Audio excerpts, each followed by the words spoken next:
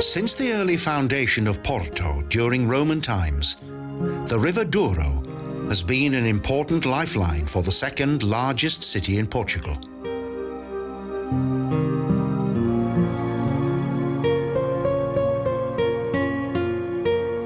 The Igreja de Sao Francisco rises up above the steep riverbank and over a nostalgic tramline.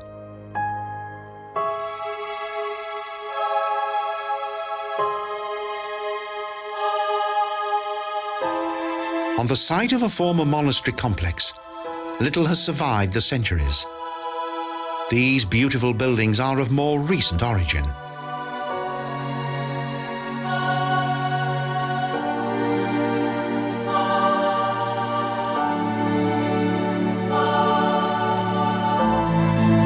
Thus, the left facade of the church had to make way for the splendid Palace of Commerce. The church was originally built as a conventional church for a Franciscan order.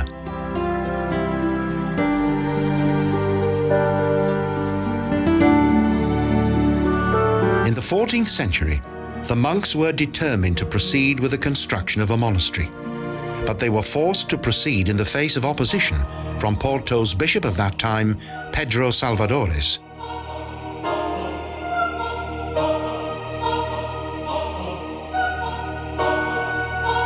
Construction of the church took several years.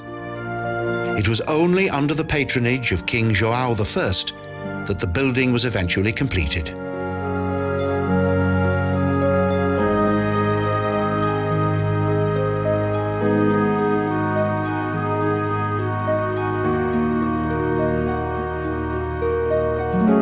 Little remains of the former Franciscan monastery.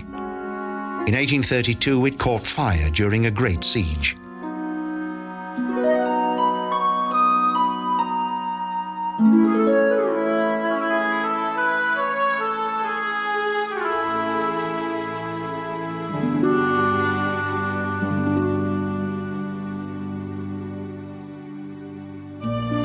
A military regiment made this strategically important location its headquarters.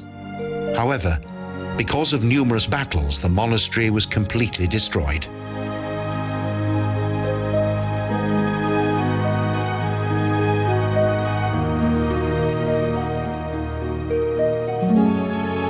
The prosperous city of Porto was known for its progressive liberalism. The political community had long since turned its back on the monarchy.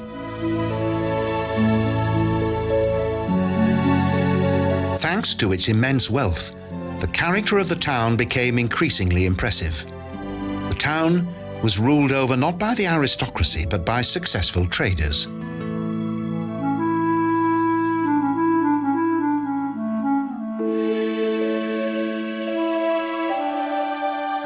The Igreja de Sao Francisco Museum contains numerous precious exhibits, including beautiful historic works of art.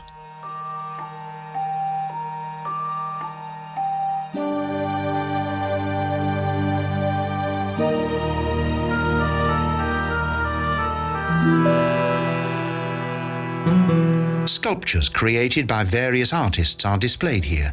Bearing in mind the museum's beautiful collection of offertories, the close historic relationship between money and religion is obvious.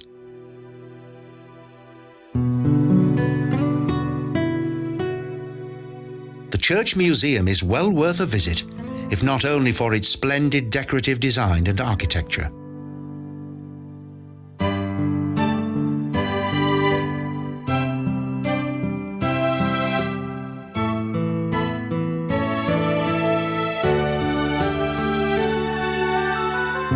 The Sala de Sessões is the museum's Baroque masterpiece. Its furniture dates back to the time of Louis XIV and João V.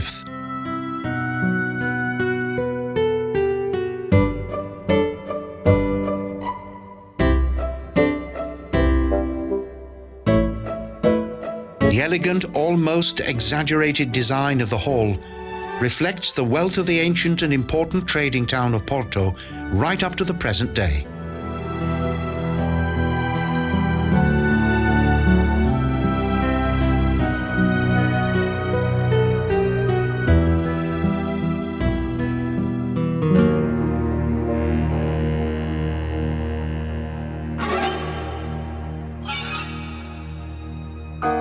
Surprisingly, the museum is also a cemetery. It is believed that up to 30,000 bodies are interred here within the building's dark and shadowy catacombs.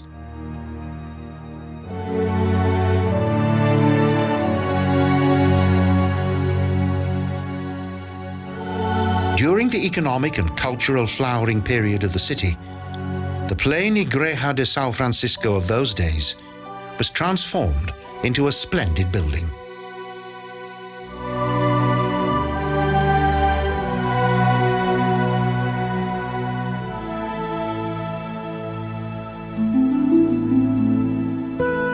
Between the 17th and 18th centuries, a vast amount of money was donated to the church, and this assisted in creating the historic masterpieces of today.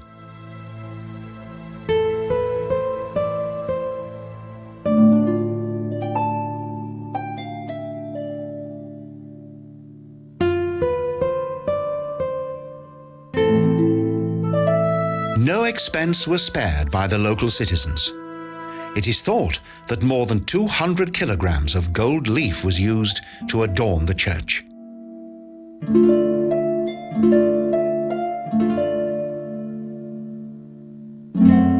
Even today, the highly detailed quality of the wood carvings highlights the magnificent craftsmanship of bygone days.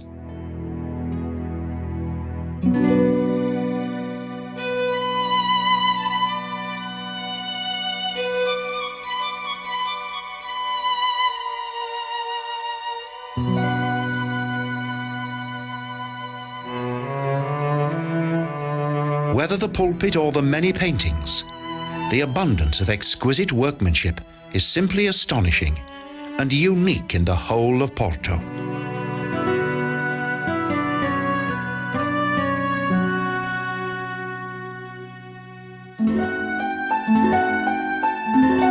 The church is like a fantasy of marble and gold. Only the most precious materials were used for the decoration of the church and for the worship of Jesus Christ.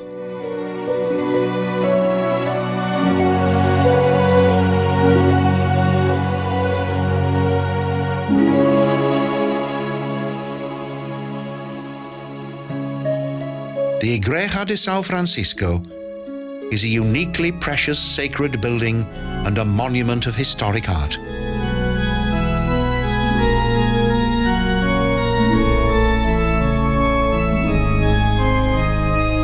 Because of its many treasures, it is not surprising that it is also known as the Golden Church. Close to the church is a traditional tram line that attracts many visitors.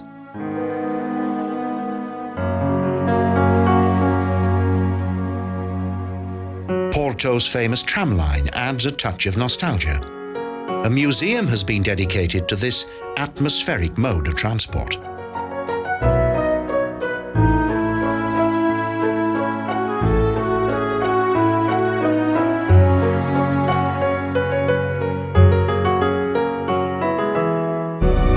The early hours of evening are a particularly special time in this wonderful city, when Porto's historic buildings gradually greet the last sunlight of the day.